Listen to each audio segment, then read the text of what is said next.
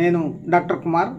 ఈరోజు మనం ఈ వీడియోలో ముఖ్యంగా అన్నం అంటే మనం భుజించే ఆహారం ఏ విధంగా ఉండాలి, మనం ఏ సమయంలో ఆహారాన్ని భుజించాలి, ఆయుర్వేద శాస్త్రోక్తంగా మన ఆహారంను ఏ విధంగా తీసుకోవాలి అనే విషయాలను కూలంకృషంగా ఈ వీడియోలో చర్చించుకుందాం. ఫ్రెండ్స్, ముఖ్యంగా మనం ఆహారము అనేది ఒక పాచనం ప్రక్రియ.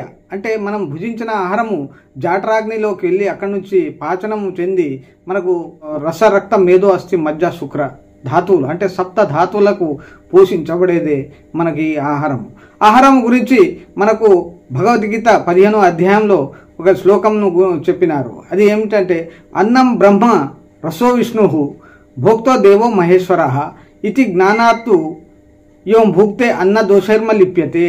అంటే ఈ శ్లోకంలోని ముఖ్యం ఏమిటంటే ఆహారం అనేది పరబ్రహ్మ స్వరూపం, రసం అనేది విష్ణువుతో సమానం, అంటే భోజనం చేసేవాడు మహేశ్వరుడితో సమానం. ఈ విధంగా ఆహారాన్ని సేవించేవాడికి ఎటువంటి ఆహార దోషాలు ఉండవనే విధంగా ఈ శ్లోకంను చెప్పబడినది. అంటే ఈ శ్లోకం ఆహారం పట్ల కృతజ్ఞత, ఆదరం కలిగి ఉండాలని చెబుతుంది. ఆహారము శరీరానికి పోషణను అందిస్తుంది అని, దాన్ని గౌరవించాలి అని చెబుతుంది. భోజనం చేసే వ్యక్తి భోజనం చేసే ముందు ఈ శ్లోకాన్ని గనక మనం పఠిస్తే ఆహారము శుద్ధి అవుతుందని, శరీరానికి మంచి చేస్తుందని ఒక నమ్మకంతో ఈ శ్లోకంను చెప్పినారు. అయితే ఆహారం కేవలము ఆకలిని తీర్చడానికే కాదు, మనకు శక్తిని, ఆరోగ్యాన్ని ఇచ్చే ఒక అద్భుతంగా మనం చెప్పవచ్చు. ఆయుర్వేద ప్రకారము మనం ఏ విధమైన ఆహారాన్ని తీసుకోవాలనేది మనం ఇక్కడ చెప్పబడ్డది. సాధారణంగా మనం ఆహారంను వేడి ఆహారంనే తీసుకోవాలి. సాధారణ నియమం ప్రకారం వెచ్చని తాజా ఆహారాన్ని మనం తీసుకోవాలని చెప్పబడేది. సరైన ప్రమాణంలో 2 ఆహారాన్ని సరైన ప్రమాణంలో తినండి.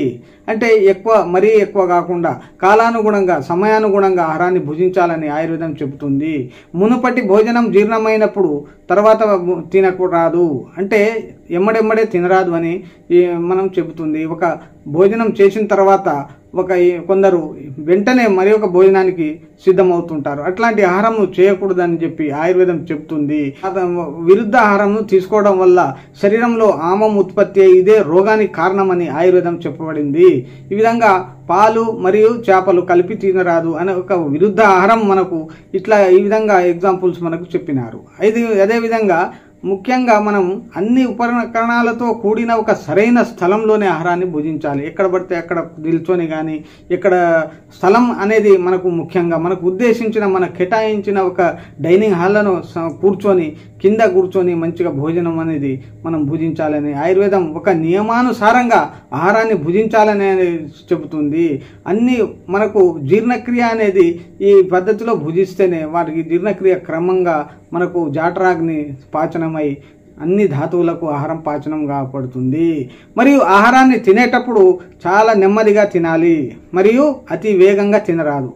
ఇదొక ముఖ్య నియమం. ఈ రోజుల్లో మనం టీవీ చూడడం కానీ, మరియు ఆహారాన్ని చూస్తుంటూ వేరే పనులు చేయడం కానీ, ఆహారం తింటుంటూ వేరే పనులు చేయడం కానీ చేస్తుంటాం. అది చాలా విరుద్ధము. మనం ఏదైతే ఉందో మనసును మనం ఆహారం మీద కేంద్రీకరించి ఆహారాన్ని తీసుకోవాలి, కానీ ఏది పడితే అది మనం తినరాదు. మరియు ఆహారాన్ని భుజించేటప్పుడు ఏకాగ్రత, సరైన మనసుతో కూడిన ఆహారాన్ని భుజించాలి, కానీ మనసు ఎక్కడో పెట్టి ఆహారాన్ని భుజించరాదు. 3వది, మనకు ఈ సూత్రాలలో ముఖ్యంగా ఆయుర్వేదం ప్రకారం షడ్రుచులు కలిగిన ఆహారం తీసుకోవాలి. అది మనకు ఏ రోగాలకు కారణం కాకుండా మనకు కాపాడుతుంది. 6 రుచులు మనకు ఆయుర్వేదంలో చెప్పబడినాయి. మధురామ్ల, లవణ, కటుతిక్త, కషాయ అనే ఈ 6 లక్షణాలతో కూడిన భోజనము ఏ విధంగా మనం వండాలనో, ఏ విధంగా మనం భుజించాలనే విషయాన్ని మనకు ఆయుర్వేదంలో క్లుప్తంగా చేయబడినది.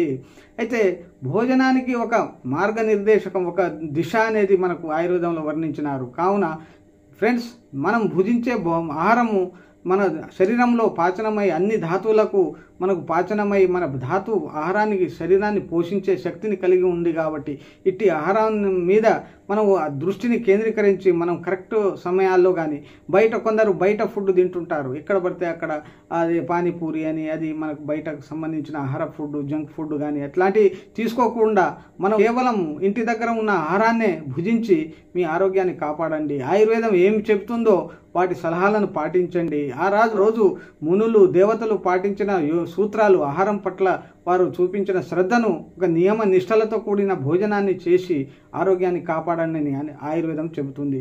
కావున ఫ్రెండ్స్, ఈ వీడియో కనుక మీకు నచ్చితే మీరు షేర్ చేయండి మరియు మా ఛానల్ను సబ్స్క్రైబ్ చేయండి. ధన్యవాదాలు.